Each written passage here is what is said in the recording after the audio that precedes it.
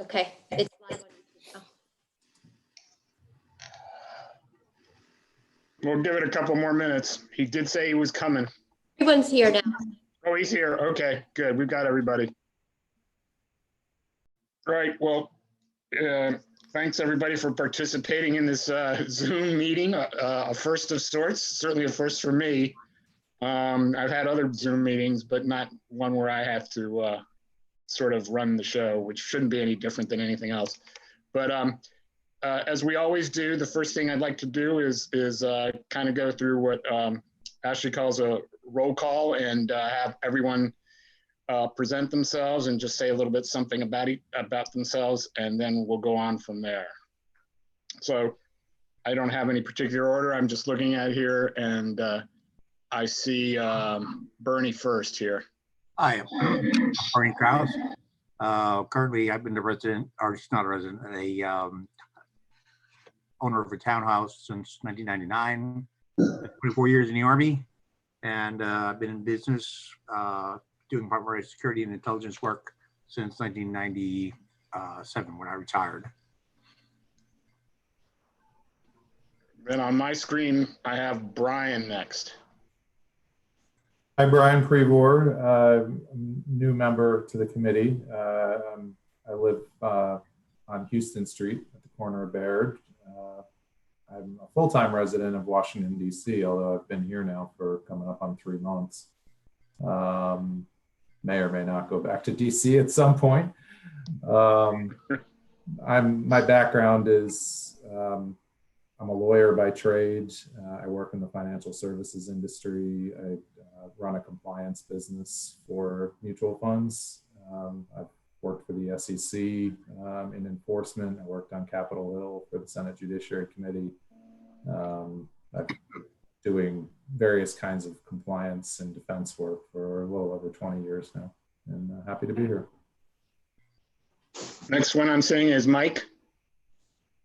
Hi there, Mike Schaefer, resident for, vacation home resident for the last 3 years, pharmacist by training, investment properties, and I have a flooring business as well, and an MBA, and just love being able to help make sure that we spend our money wisely in town and invest it well.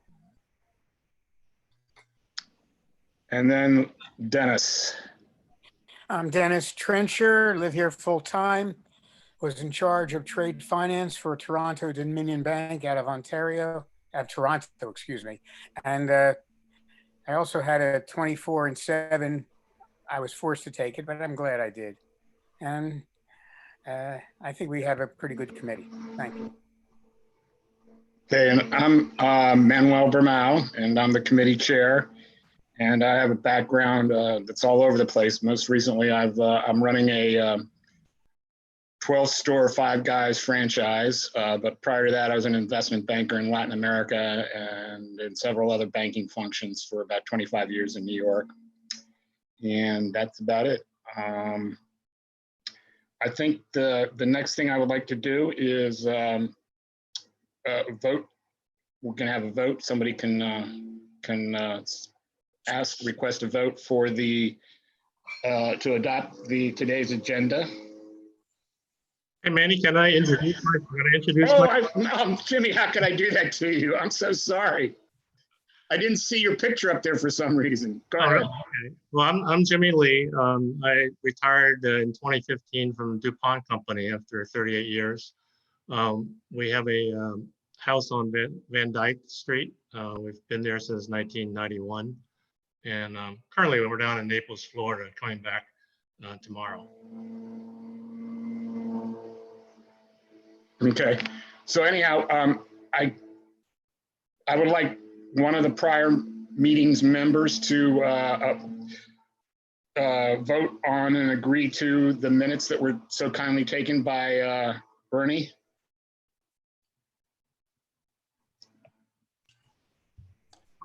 I make a motion that we accept the minutes as written. I second The it. motion. I second it. Is anybody not in favor? Nope. Okay, that's been approved. Bernie, may I ask you to do the favor again? Yes, I'll do it. I'll take minute notes. Thank you so much. I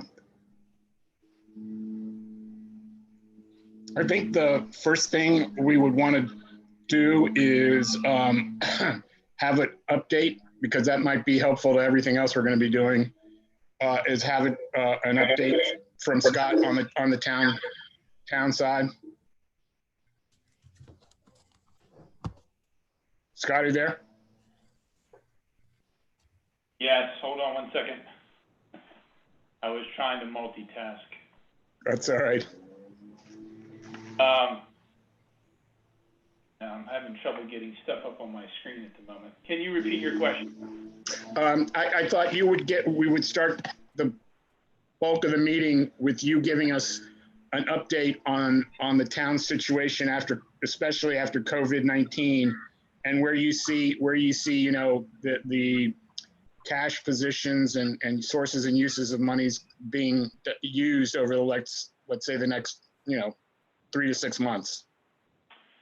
Sure. We have been trying to work with a spreadsheet looking at various budget impacts of COVID-19. So Commissioner Persinger, Commissioner Moskowitz, I think, have been the major drivers to that up to this point, to get some kind of a framework as to what we think is going to be the overall impact. So right now, I think we could be looking at as much as $1 million revenue drop. The good news is that number, at least in my opinion, seems to be improving as we go through the month. So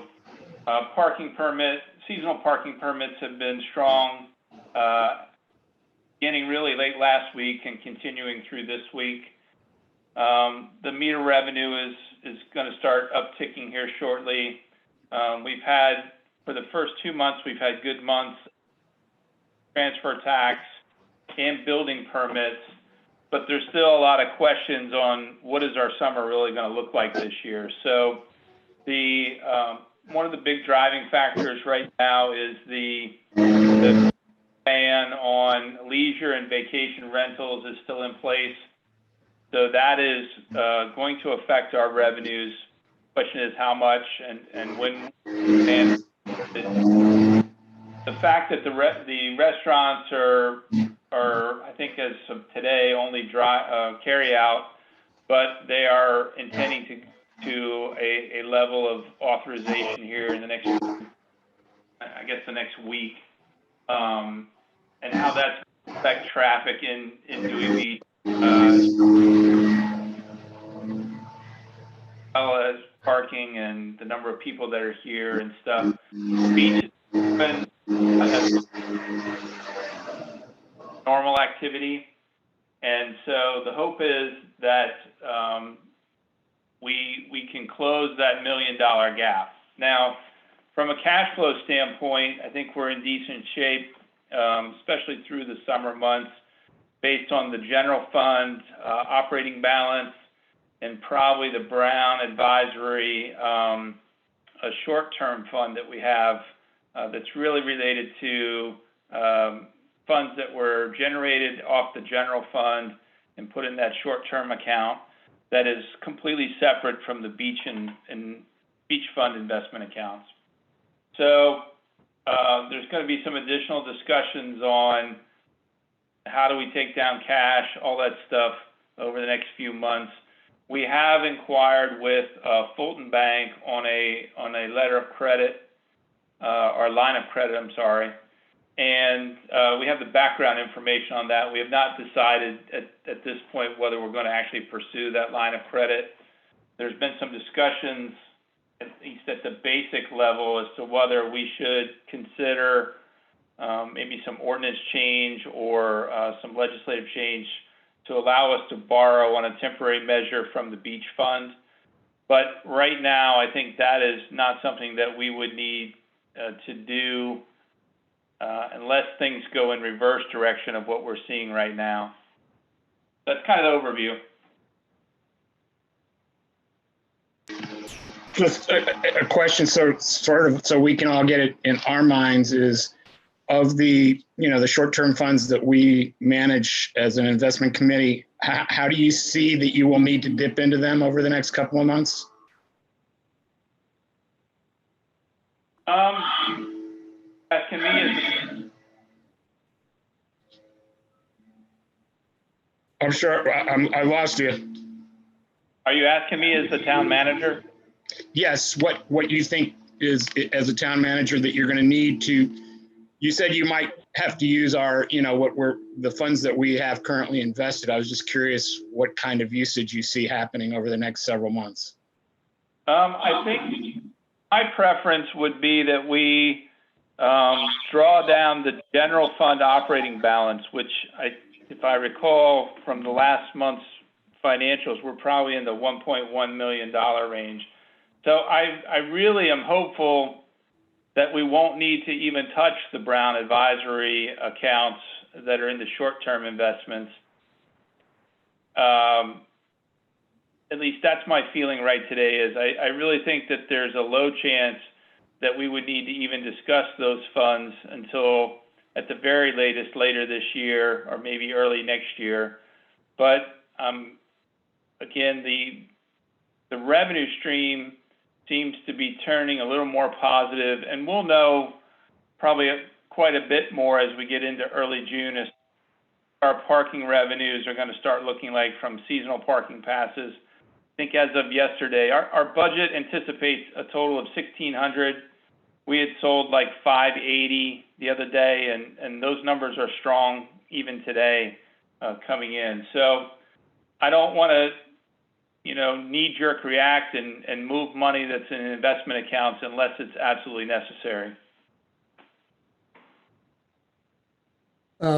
So would it be okay to summarize what you said, that the worst case scenario here is that we would be down $1 million, but because there's 1.1 accessible in that fund, there'd be no reason to tap anything else. And it looks like it's not going to be $1 million. It's going to be significantly less than that based on what's going to be collected. I think that's yes, I think that's the optimistic point right there. What's the anticipated revenue from rentals, and where is it trending? Can you predict any trend right now? I would say it's really hard. So our accommodations tax, our rental license revenue for licenses issued is projected $103,500. We've collected about $40,000, right at the $40,000 mark right now. So some people are holding back getting their licenses because they don't know whether they're going to be able to rent or not. Then on top of that, you have we budgeted $475,000 for accommodations tax revenues. So in total, those two streams are right at about $580,000. For accommodations tax so far this fiscal year, we've brought in just under $30,000. So right at about 6.3% of that 475. Does that usually come in a month behind, or how much delayed is that? It's actually 6 months behind because it's from twice a year. Thank you. The accommodations tax for the summer will be it's due, I think, in November, but it will be April through the end of October. This is Jimmy. I have a question. Are group houses considered long-term rentals and are allowed? So what is allowed is rentals for people that are working here. Anything that's considered a vacation or leisure rental does not fall into the definition of what the governor is allowing right now.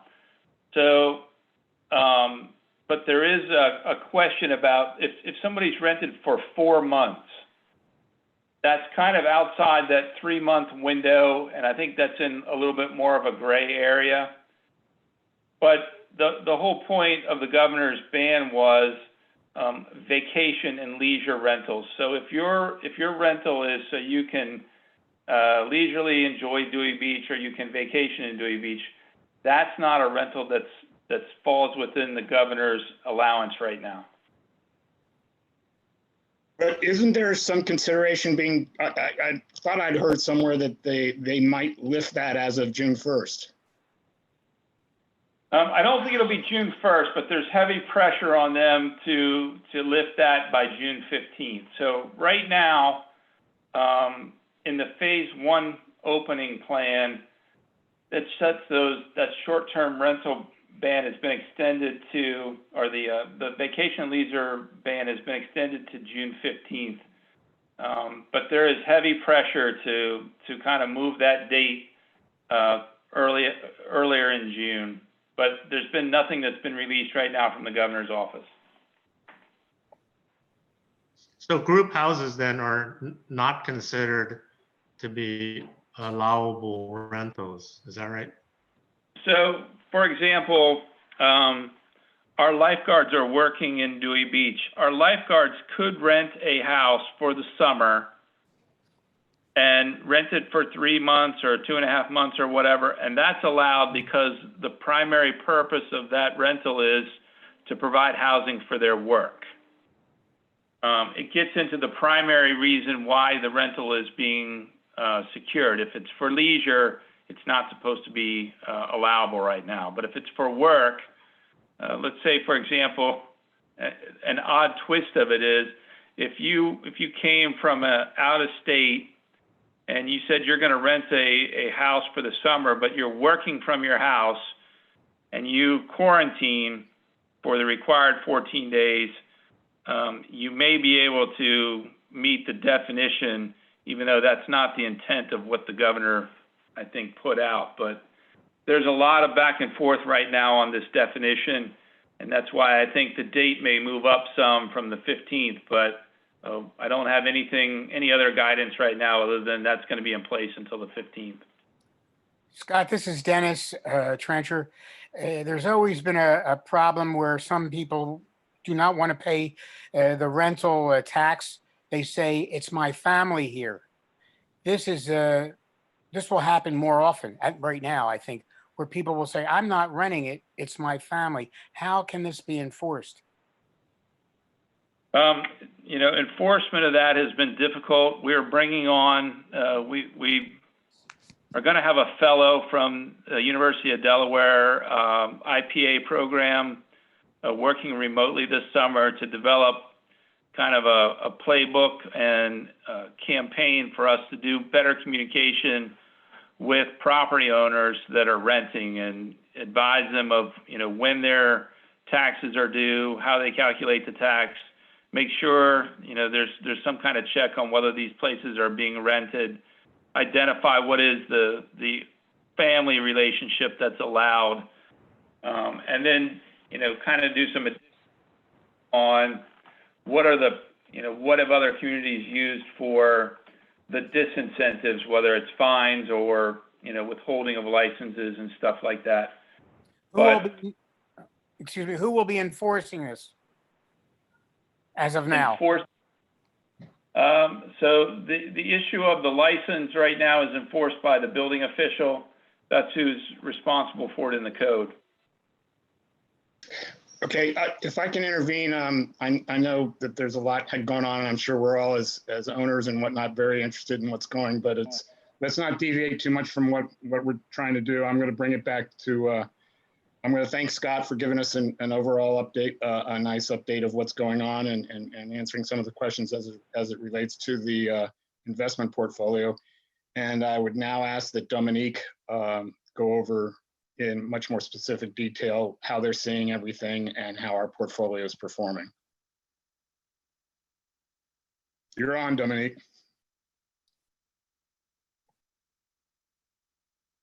There we go.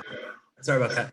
I have multiple screens going on, so I'm trying to coordinate and everything. Well, thank you guys. Thanks everyone. Again, it's good to see everyone today. I think as it relates to the portfolio, I'd like to kind of go through kind of an overall update, give everyone an update on where the portfolio is and how it's acted through this period of volatility.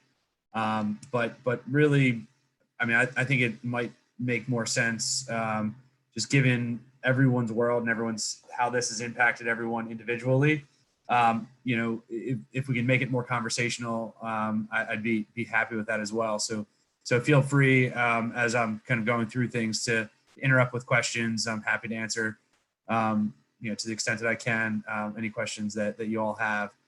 But, you know, I think, look, you know, as I like to say, you know, COVID-19 is like kind of, we got hit with an asteroid. It's just this event that we could have never seen coming.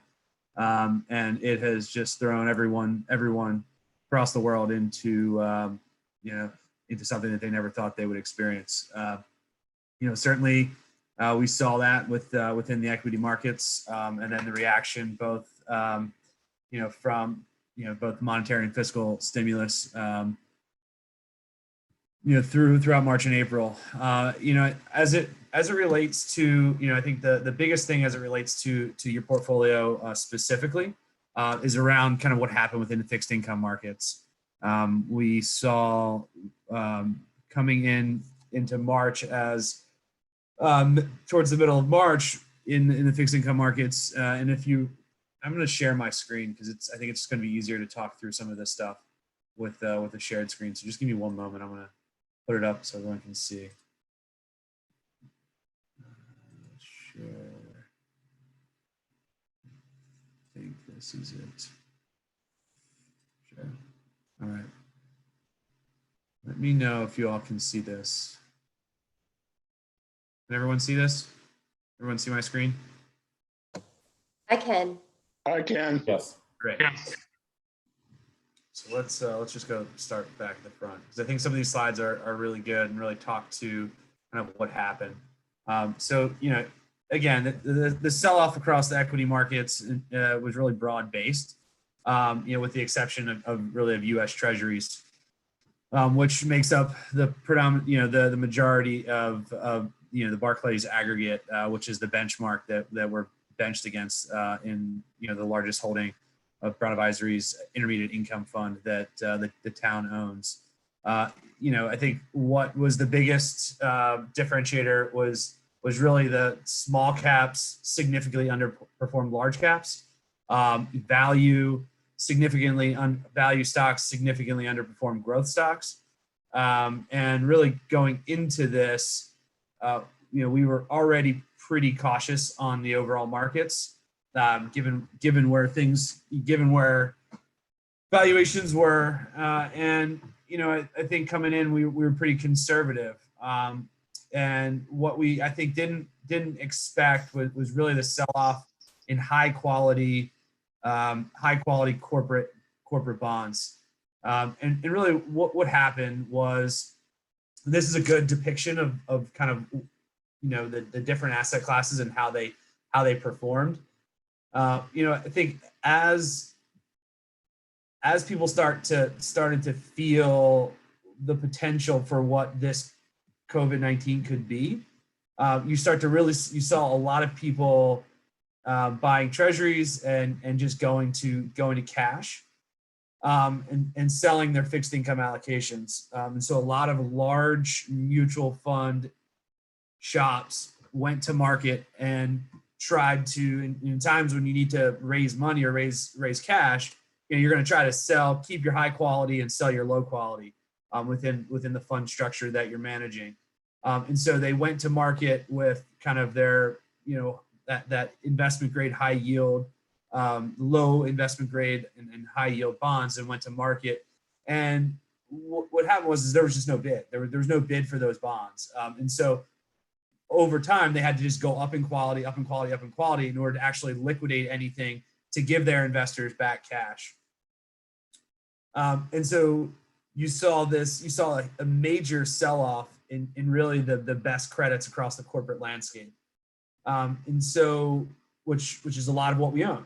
And so that then bled into other parts, right? Agency MBS, even into municipals, as municipalities like Dewey are starting to think about, well, how are they going to service their debt when, you know, revenues are down as much as they are. And so we saw this real squeeze in the fixed income space. And so what it did was they are just a mark. And so we were, what did we do kind of given all of this? Our manager and the manager that you all own, were really buying up at the bottom, really, really high quality corporate bonds with, 13 to 15% kind of potential, IRR on these individual bonds. So they really upgraded kind of quality within the portfolio. We saw a sell-off, and really you saw the divergence, or not the divergence, but you saw a relative underperformance to the Barclays Ag, because Barclays Ag is like 70% treasuries. And so rates went to zero, treasuries appreciated. And so the Barclays Ag did much better than an actively managed portfolio of corporate bonds. And so, as you look at performance, that's one of the biggest reasons why there was that kind of relative underperformance. Since then we've seen, a significant rebound in these high quality part of the corporate bond market. We also saw obviously a lot of backing by, let me see, there's a slide here. Yeah, I mean, this kind of talks about, what the Federal Reserve did and coming in and buying, they're buying everything. They're even buying bond ETFs, buying municipals, corporate bonds. Really stepped in to add liquidity to the system, and look, it helped. The market's is in a much better place today than it was back in March. As we talked about, increased volatility. This kind of speaks to kind of the period at the beginning, in March. The ups and downs, and really we haven't seen volatility like this, since the financial crisis.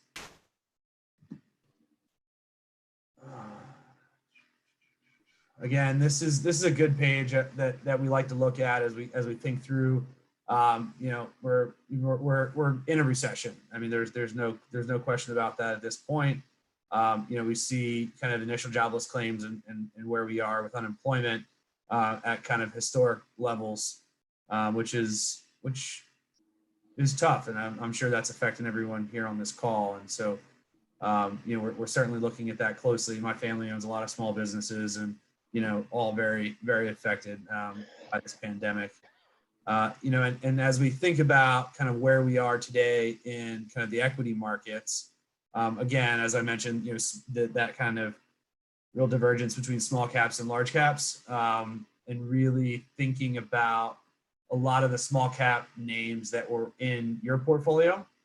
So you own a portfolio called Brown Advisory Small Cap Fundamental Value, which, run by, two great portfolio managers that are just in a really tough space.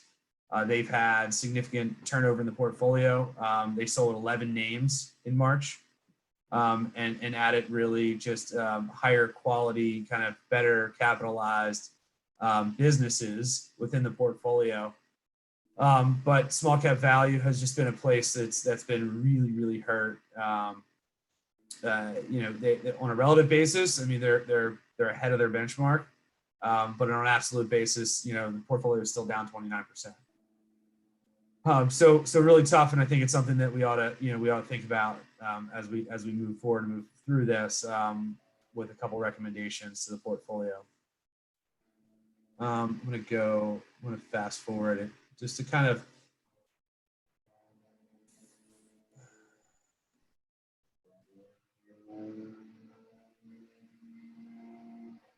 so I'm just going to go to the portfolio. So a couple of things. I know we heard about kind of just reviewing both of the short-term funds. Through when we were looking, we had a couple of the treasuries that the 6-month treasuries that T-bills that rolled off, in the first quarter. And really the mandate is to have kind of 60% in kind of 6-month treasuries and 40% in just cash money market. But in this case, there was no real value in adding and re-upping the 6-month treasuries, because 6-month Treasuries are, basically at zero. So we left that in cash and didn't re-up in either of the accounts. But kind of from a balance standpoint, we're sitting at 205,000 in the short-term beach replenishment and about 1.1 million in the general short-term fund. As we move into the kind of the long-term fund, overall year-to-date performance, portfolio is down roughly 3.1%. I can say that it definitely is, in May has come back. I'm trying to look to see if I can find the numbers real quick for y'all and give you kind of a fresh update. But let's see here. But as we move into kind of the performance of the underlying assets, again, intermediate bond fund, year to date, it's up 1% relative to Barclays Ag. And again, that's really just the differential between corporates and treasuries.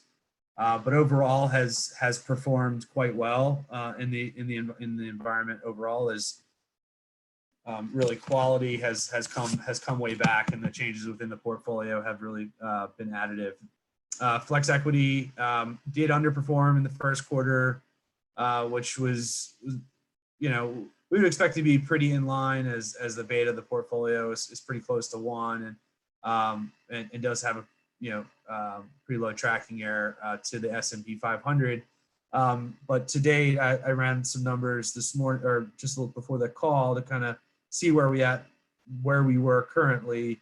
The Flex portfolio year to date is down 6.7% relative to the S&P that's down 7.3. Small cap fundamental value is still right around that 29, down 29% level, right in line with the Russell 2000 value. And the EM fund is also also down relative to its benchmark. Global Leaders was a new addition to the portfolio. We've been kind of moving out of Europe. I wouldn't say kind of, we've been moving out of Europe and really merging Europe and kind of LATAM. Really, they're seeing some just structural headwinds that they were already seeing kind of pre-COVID, and this has just kind of exacerbated those structural headwinds. And so we just feel that the recovery is going to be much harder for Europe than it is for the US and for emerging Asia. That is, kind of already pushing through the pandemic. The EM Select Fund is a broad-based EM portfolio. 80% of the fund, though, is in emerging Asia. So we, I honestly, you have to be, perfectly straightforward with everyone. I think we have seen some relative underperformance. I mean, in line since we've invested, back in May of last year. So we're thinking about that allocation and what we're going to do kind of going forward with the EM fund. I am going to make a recommendation to get out of the iShares MSCI ETHA Index ETF. Right now in times of volatility like this, we think active stock pickers are going to really add significant alpha if you're with the right managers. We would put that into the Brown Advisory Global Leaders Fund. It's a very concentrated portfolio of 25 to 30 stocks, extremely disciplined portfolio management team that are the highest quality as they come, and very kind of low turnover to the portfolio. High active share, 5-star fund, just hit their five-year track record, and just feel really comfortable. And they have the ability to really invest kind of throughout the world. So they're not restricted by any one geography. So it gives them really the opportunity to find value where some of our other managers can't. And so feel really good about adding them to the overall portfolio. I'm going to stop there. Yeah, I was gonna say, if you could keep that back up again to where you were, or the slide you just had.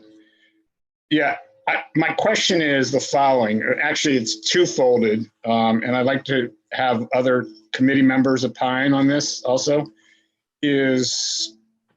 I think in this case, we're seeing a situation where corporate behavior is going to lag.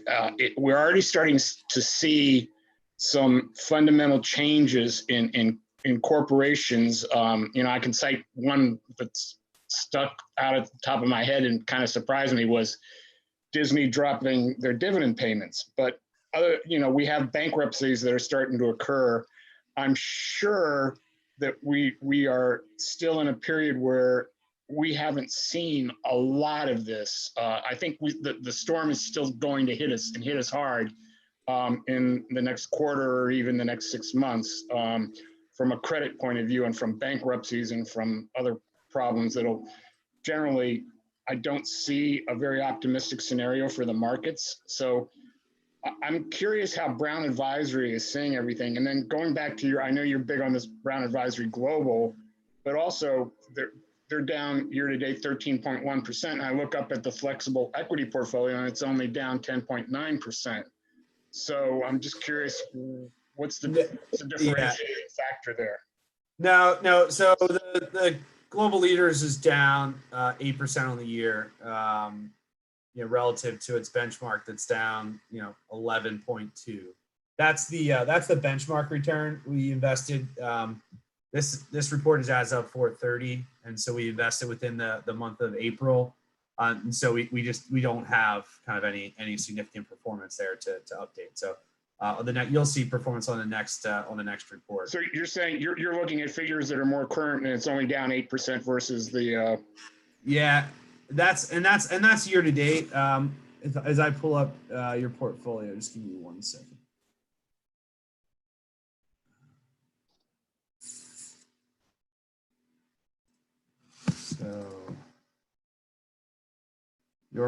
So your investment in global leaders is actually it's up like $4,000 on so far this year.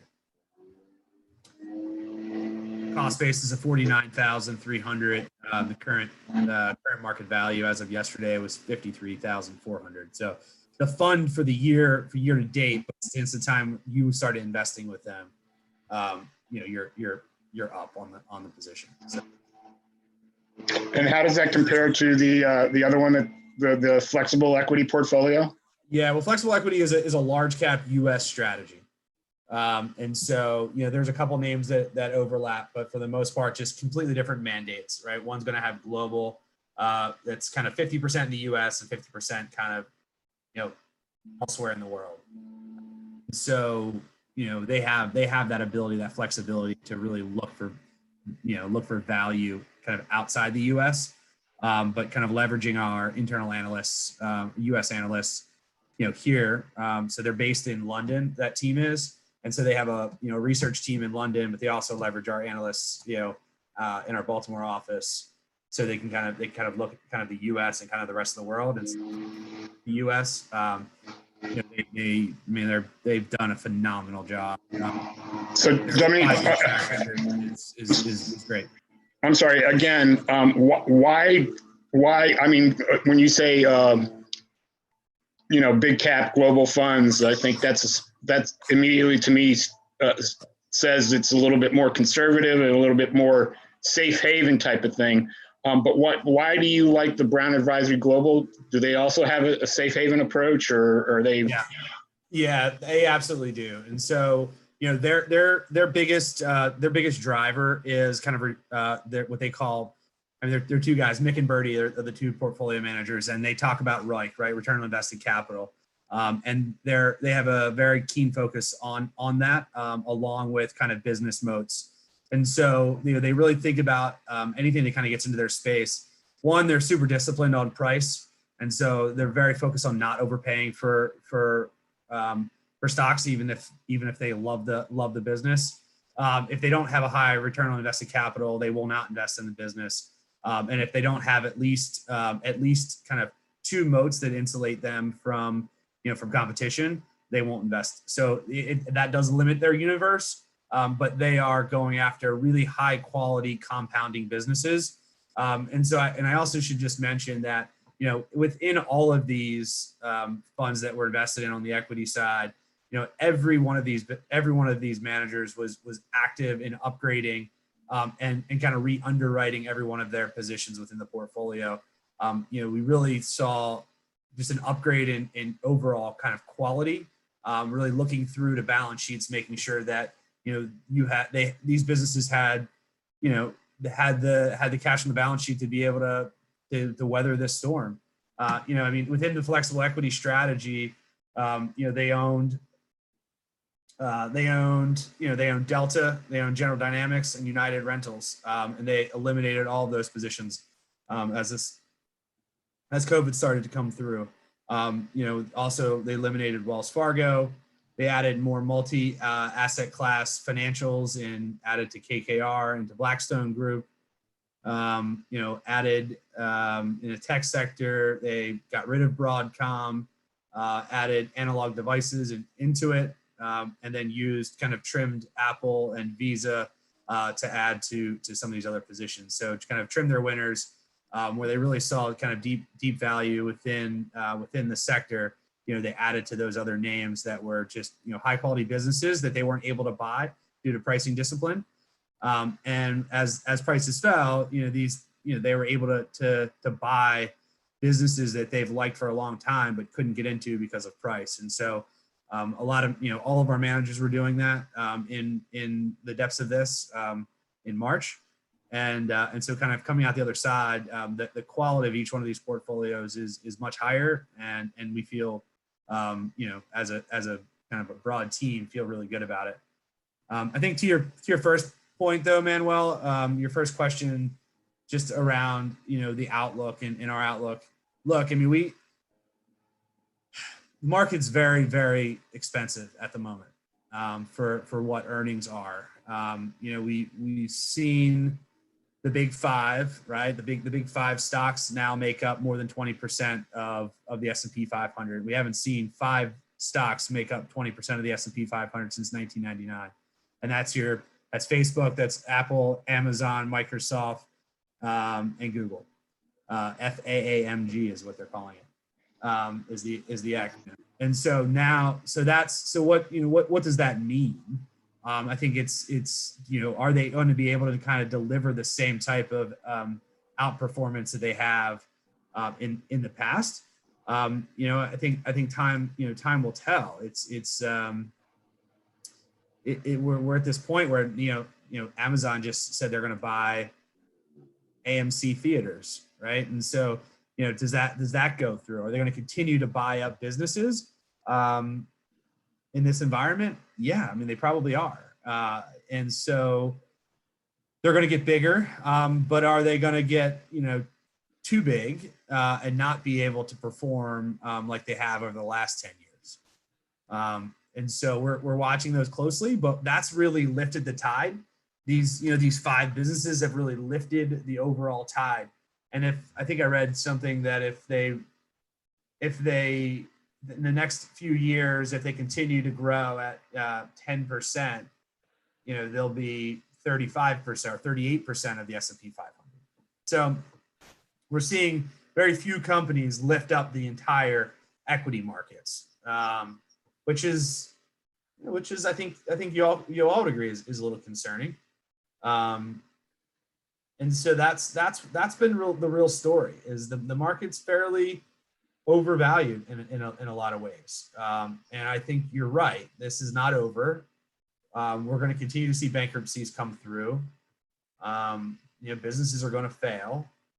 And this is a long run. We're not out of the way yet. And we're certainly humble enough to know we don't know what's going to happen. We're humble enough to say it. We don't know. We don't have a crystal ball. But we want to remain active in the portfolios, and we can make active decisions as as time goes on. I think the good part of this portfolio for you all is it's a fairly conservative portfolio. It's 75%, cash and fixed income. Even when fixed income was down, it wasn't down 30% like the equity market was. So it's a conservative portfolio. I think the parts of the equity markets that we're in are good. The managers are good. We're concentrated. We're not diversified from a manager perspective. And so we continue to keep accountable and continue to kind of be diversified. And I think that's, continues to be the right approach going forward. How do you feel about continuing on the various portfolios, the small cap equity funds? Again, small cap to me puts up a red flag because just small businesses are having a lot harder time to make it. And we're obviously, that's the one that's down the most, but yet you're not seeing any change there. And I just like your opinion. Yeah, look, we do have some other small cap managers that I would certainly wouldn't mind adding to the portfolio. It's certainly something that I'm looking at quite a bit. And I agree with you. Small cap companies are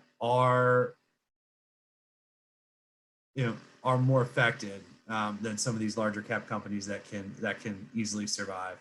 A lot of businesses that are business leaders in certain sectors, that are in that portfolio or were in that portfolio. Went to zero, right? Revenues went to zero. And so it's I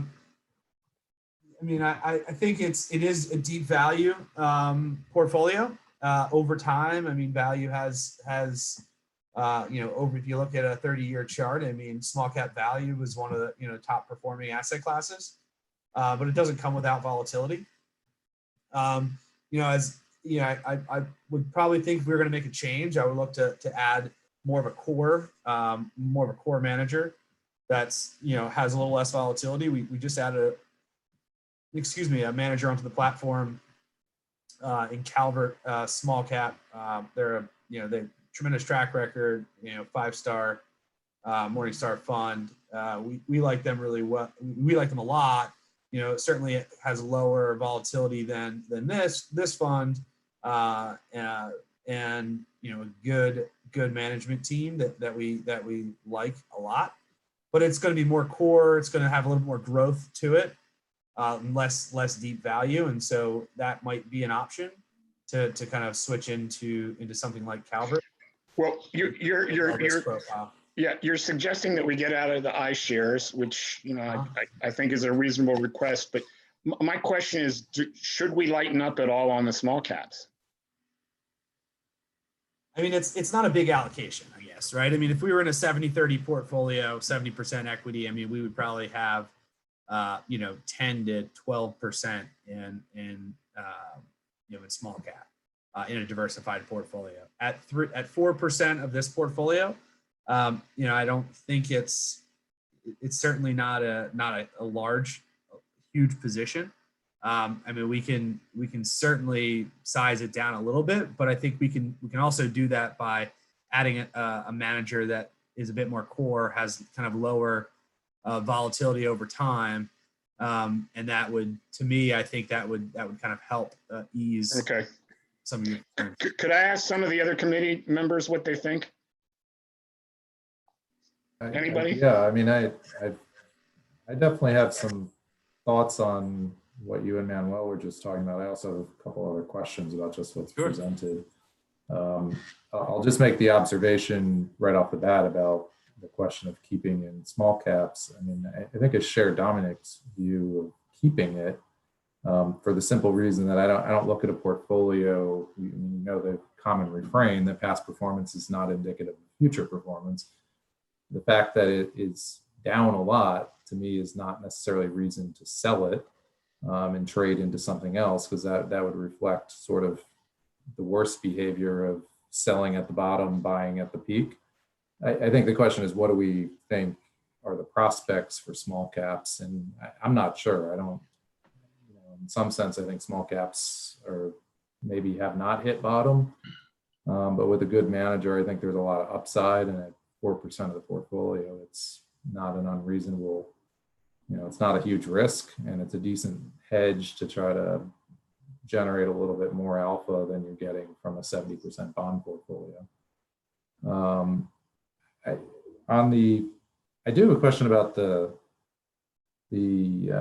global leaders. I mean, I would agree getting rid of the iShares because it's an index fund, it's passively managed.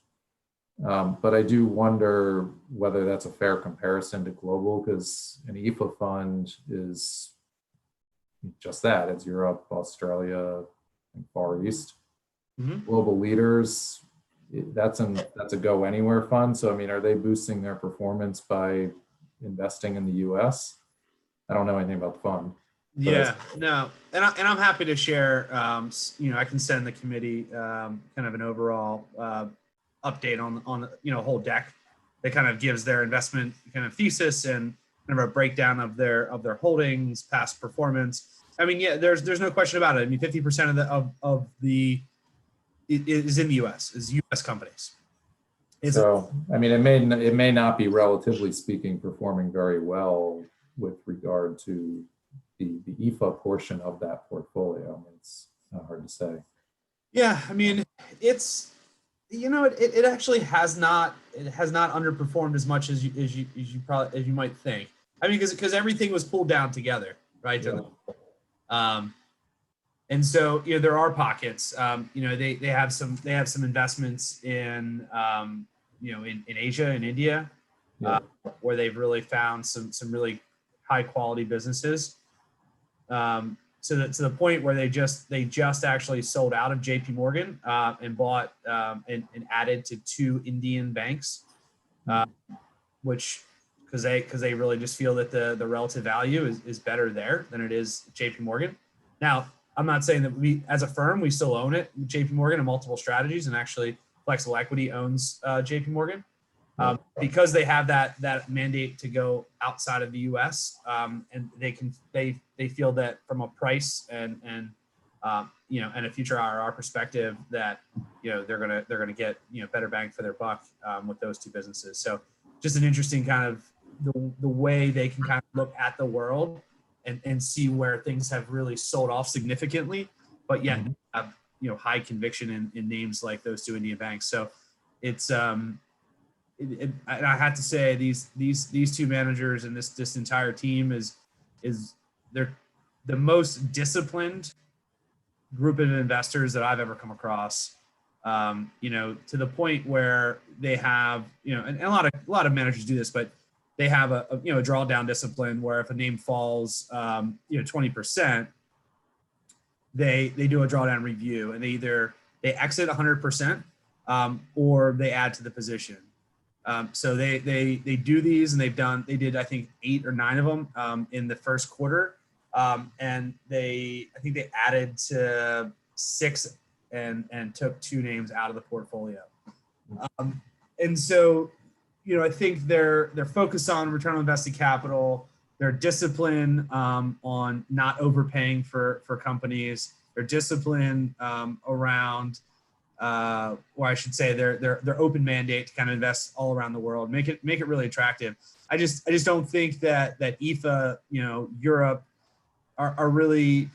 We have managers in the space. Our view is just that to have an open mandate to look for value outside of one specific geography, gives you a lot more flexibility to really add value over time. And so. There may be a point where we think Europe looks attractive, but right now we just don't see it. Hey, this is Jimmy Lee. Can I make a statement? Sure. So, I've been on the committee since 2016, shortly after Brown was hired, and I've been consistently saying that we hired Brown to manage our portfolio and to do it appropriately, and I think they've been doing a good job. We seem to be like micromanaging a very small percentage of the portfolio. We all have our opinions. I have mine too, but I think we spend a lot of time trying to fine tune a pretty small percentage, and that's always been my view. And I think that the big percentages that we have are invested in safe areas, and we should let Brown continue to do that. Well, otherwise, we're going to be meeting every quarter micromanaging small percentages. So I'll make that statement because I know many of you, you haven't heard me before because I haven't been able to attend. So anyway, that's just my comments.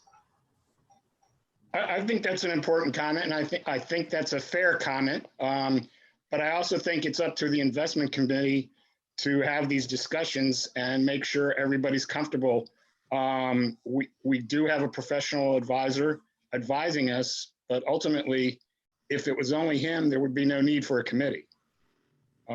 So we are part of the process, and I think it's fair that we should, when we have these meetings, we don't have them very often, we only have 3 or 4 a year, that we should be able to ask questions of our advisor, and we should be able to question some of the things that are going on. I mean, he did pop out an idea of not necessarily getting out of the small caps, but putting in another small cap manager that's a little bit more conservative.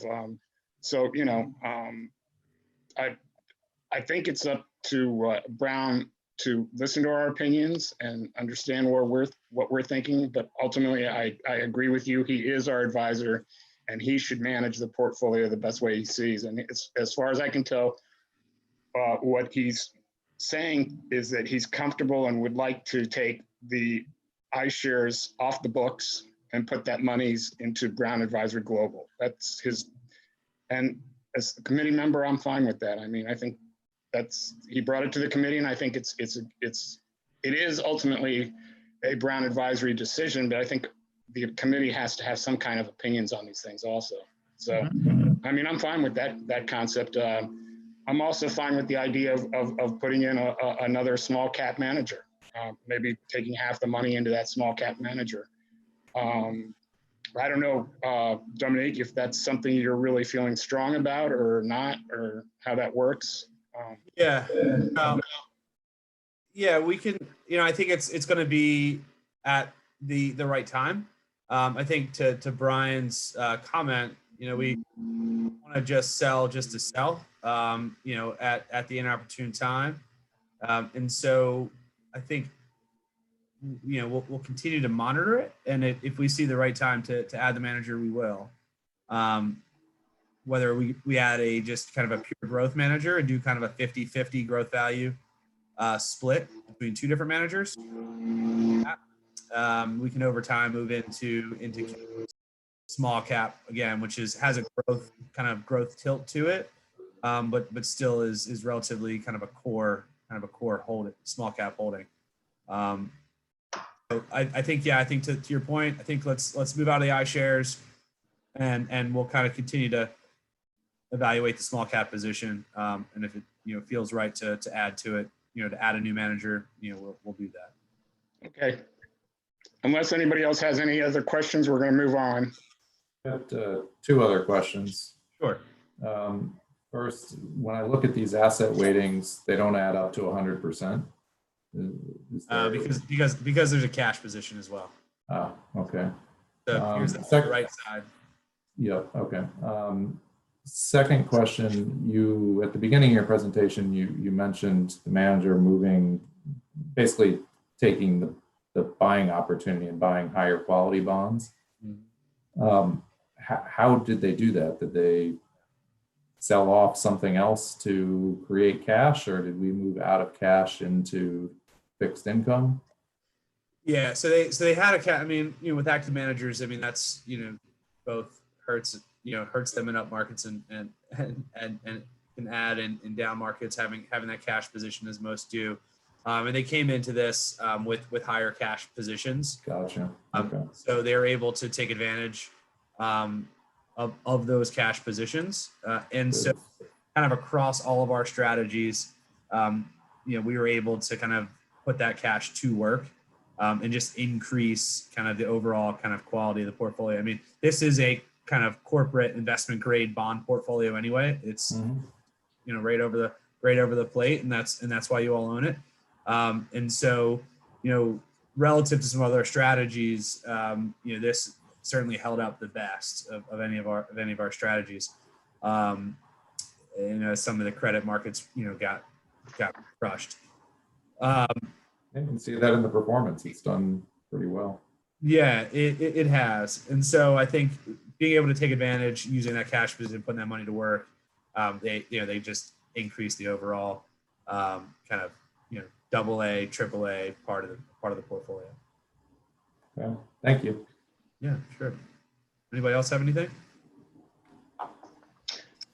Okay, I'm going to go on to the next point. And Brian, this is something that at our last meeting, we had talked about having an informal conversation on, but I think I'd like to bring it up again. You had been mentioning in our last meeting about some alternative investments that we might want to consider doing as the possible choices. And I think it was a little bit beyond my vocabulary, but you mentioned several things, and I'd like, maybe we could just bring it up as a general discussion again. Do you remember what you were discussing, Brian, with the various other instruments that we were not allowed to invest in? Yeah, I don't remember the precise instruments. I'd have to look again at the investment policy, but I recall that the discussion was the policy itself seems like a hodgepodge selection. I mean, it's like almost like somebody threw darts at a board instead of just, I mean, if you want a broad asset allocation, you just make it broad. There are a lot of things in there that are not explicitly permitted that would be of equal credit quality, would be of equal risk. It's a situation where I think when you try to get too specific, you end up narrowing yourself down too much. So I would just recommend that we broaden the description of what's a permissible investment. And I don't know if Dominic, if it's tying your hands at all. If it's not, then maybe that's, a distinction without difference. Yeah, I mean, I think it's worth a review because I think you're right. It does, as you look at, I mean, it's you guys are, it's a municipality, and I understand that you have the public, the public view, and so that I think weighed probably on a lot on the decision to write the investment policy the way it was, and so that's, I'm not necessarily handcuffed because I think we can work within this, and we have, and the portfolio has performed fairly well. But I would leave that up to you all as a committee. I mean, I'm happy to have a follow-on conversation if you all want to. If ever you want a couple people want to get together and review the investment policy, and I can make some recommendations. But yeah, I think you're right, Brian. Though I mean, I definitely, when I first read it, kind of thought the same thing. It was definitely different than most of the investment policies that I had seen before. But I would leave that to the ones who, maybe David could probably answer more of these questions as to the why. Yeah, originally it was a very broad policy. What happened was, I guess with the past investment manager, they weren't operating with any policy. And it was just that we had a hodgepodge of different stuff. Like we had muni bonds from Michigan, which made no sense because we're not a taxable entities. And it was just, it was what it was. And we had a very broad investment policy, but then we started giving people information and certain people got freaked out. The previous mayor, for instance, TJ didn't like non-US assets. We had another citizen come to investment committee meeting. We had maybe it was a 50,000 or 30,000 investment in a long short mutual fund. And it was classified as a hedge fund, but it wasn't. And he would come and complain at meetings. And we basically sold the asset, not because of the investment merits, but because of that personal input. And I think broader would make much more sense. To Brian's point, I agree completely with Brian. It's been 5 years since we've had this investment policy and the information's been out there. And I think a broader policy makes sense because you're looking at this time for investments. And as long as it's there's some good credit rating, I think a broad, if Brian and Mike would take the lead, or Manuel, whoever Manuel wants, and just, or maybe it's Dominic, look at it and just give some pointers and work on it. It makes perfect sense. And Dominic, you think maybe you'd be able to share the policy that from one of the groups that you manage, that you you feel might be better reflective of what we might need or could work well with? Sure. Yeah, we helped write quite a few of them at this point. And so, yeah, I'm happy to share that or happy to take a look at it too. If someone wouldn't mind sharing that with me, I know I have it somewhere, but I feel like something was updated at some point in time, and I don't know if I've seen the latest version. Or maybe that's what I have. I know I have it on file. I just don't know if there's a newer version. Well, just so that we don't, just to clarify, I mean, I think what somebody else mentioned earlier is most important. It's, what does your team feel they need to not feel shackled? Are there some handcuffs that they feel are on them with this policy that is not on there with other policies that they feel gives them a better opportunity to, meet healthy returns while still, keeping a good level of security of the funds we're safeguarding? Yeah, no, I mean, I don't think there's necessarily handcuffs. I think we can, I mean, again, we can work within, but I think that the world is getting certainly more challenging, right? I mean, interest rates are at essentially zero, and they're not going up anytime soon, more than likely, right? And so, investors are going to have to take more risk, i.e., equity markets, to really generate any type of kind of real return. And so, that's something that's in our, we use the acronym, TINA. There is no alternative to equities, right? And that's, and in many cases, that's the reality. And so, it does make it more difficult, but then we add risk. And so is the committee, is the committee okay with taking on more risk? And my thought is probably not. So we have to take all that into consideration when redrafting an investment policy statement, because you all are volunteers, and you have terms, and you're not always going to sit in this seat. And so anything we do has to kind of be through all those lenses, and that is a difficult task. And we can always kind of overweight equities at a point in time in the future, and then underweight fixed income. But you get into different asset classes, and you're just going to likely take on more risk. And because of the size of the portfolio, you can only invest in certain asset classes. You can't invest in any type of private or more illiquid type of investments where we would, get a higher rate of return. And so that's, all things to consider. I don't know if that helps at all, Mike. Yeah, and I guess I'd also like to ask Gary and David, just to help us stay focused here. What we're looking is safeguarding the funds so that one day, 20 years in the future, whatever, when these federal dollars run out, that we've got sufficient monies to replenish the beach, right? Is that date? Is there a better handle on what that date in the future is, or there's no other need for these funds, correct?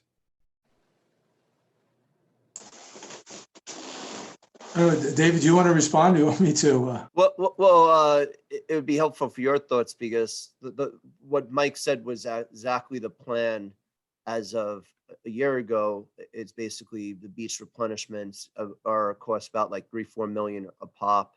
And this money was hopefully going to pay and build up with continued tax dollars, so we could afford like 2 or 3 beach replenishments at that time. But there might be other plans now, so I defer to you. Well, there aren't any other specific plans. I mean, the current objective for this money is still the same. We haven't changed that. At least we haven't changed it officially. And we haven't needed the money thus far, because the federal money has been there. The federal government just gave away a ton of money and may give away another ton. And so the federal deficit is through the roof, or maybe it's through the floor, I guess, if we're talking about deficit. Is Corps of Engineers money going to be there in the future? We haven't really had any of those discussions. The only context in which we have recently talked about even touching the beach replenishment fund is the possibility that Scott mentioned earlier, and that is perhaps borrowing from the beach replenishment fund to cover the anticipated shortage that we think we're going to face this year in revenues versus expenditures. But with an agreement to pay that back at some appropriate interest rate. Again, that's only been discussed, not even discussed really. It has been proposed as an option. It's still on the table as an option, but we really haven't had any substantive discussion about that option for closing the budget gap or any others. But again, we haven't really changed the purpose of this fund as yet.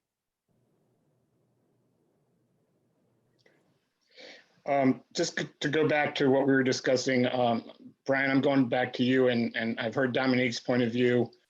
At this point, it doesn't seem like we're handcuffed in any way. I don't know that we really need to do the due diligence to come up with a new investment policy grouping of the assets we can hold or not hold. I kind of feel at this point that we probably don't need to do an in-depth research. But Brian, I'll leave that to you because obviously you have a much better knowledge of some of the instruments that are out there that might be helpful to our portfolio or not. According to Dominique, we're okay. We've got everything pretty much covered. Yeah, I mean, as long as Dominique, being the advisor, is comfortable with it. I mean, if he can work within the confines. I just pulled it up just to refresh my recollection on it. I mean, it has a couple odd features to it, like commercial bank money markets. That would seem to exclude prime money market. Agency-backed, mortgage-backed securities. There's no reason you wouldn't invest in non-agency because they're often equal or even better quality or better performance, certainly. So it has a couple weird ticks to it. And, I could see changing it, but if it's not making a difference to anyone, I don't think we need to detain the group for this conversation. I mean, it's not gonna change anything. Well, the only thing I would say is it is prudent to review yearly, right? I mean, I think it is as new investment committee members come on. I mean, we make that recommendation to every investment committee that we work with. It's prudent for the committee to really take a hard look at it, once a year, to see if things need to be updated. I don't know if that's happened or not, but I still think Manuel, it's still a good idea to kind of go through it. And again, I'm happy to work with Brian to kind of walk through it to see if anything sticks out, kind of some of the things he just mentioned, and then bring it back to the next meeting. And I think that's just being prudent. That's all. I think that's a smart plan. And I think Brian, if you can work with Dominique on that, that'd be great. I'm certainly more than willing to listen in on it. I don't know how much I can produce in terms of understanding of those instruments, but it's great for all of us to get to know the instruments a little bit better in the investment portfolio. So yes, I think that would be a good thing to have our annual review of the investment policy. We really didn't do that last time. What we did last time was we tried, and David, correct me if I'm wrong, but we tried to get the investment policy to align with, what is it, 24 or Yeah, the code, because the code. first few times investment policy was passed, the town did not realize it was an investment code as well. So now it's basically the investment code refers to the investment policy. So it's in alignment. So we just did the alignment last time. I don't think we really took an in-depth analysis of the investment policy. The last time the investment policy was updated was probably like 4 years ago. And again, just to refresh, we had a much broader policy 5 years ago. At that time, the town lost maybe 50,000 in 1 month, which was less than 1%. We had a audit chair who freaked out, and he caused a lot of drama in town. So the town, then there was a new commissioner on who used to work at Fannie Mae, who's no longer commissioner. And we basically geared the investment policy to be very specific with credit and agency, and it could be much broader now. I don't believe, like, non-agency is a much different thing now than it was in 2008. And I believe, like, it's more single family rentals, and diversification is good. It's not like you're saying it's going to be 100% non-agency. It's like, it'll be like 1-2%. I think diversification is key. And I just want to say one more thing. I think there's some people in the waiting room. Ashley can say, so after you finish, I guess there might be public comment or not. So just letting you know based on discussion with Ashley. Okay, I think that's a good idea. I would ask Brian, Dominique, and try to include me, that we have a go over an initial review of the investment committees and what's being invested in, and that we, for the next meeting, we can either make some recommendations, leave it the way it is, or whatever. But we should present it in detail to the rest of the members of the committee for the next meeting, which I'm assuming is going to be sometime in late August. So my last point is, does anybody have any problem with the late August meeting? I haven't set a date. Okay, good enough. So as we get closer, I'll send out some dates for the next meeting in late August sometime. So what do we do now, David? You said there's some. There's one person in the waiting room. Would you like Okay. me to let them in? Sure.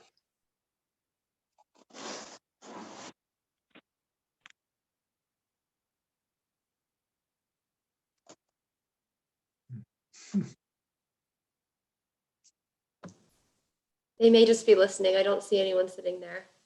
Oh.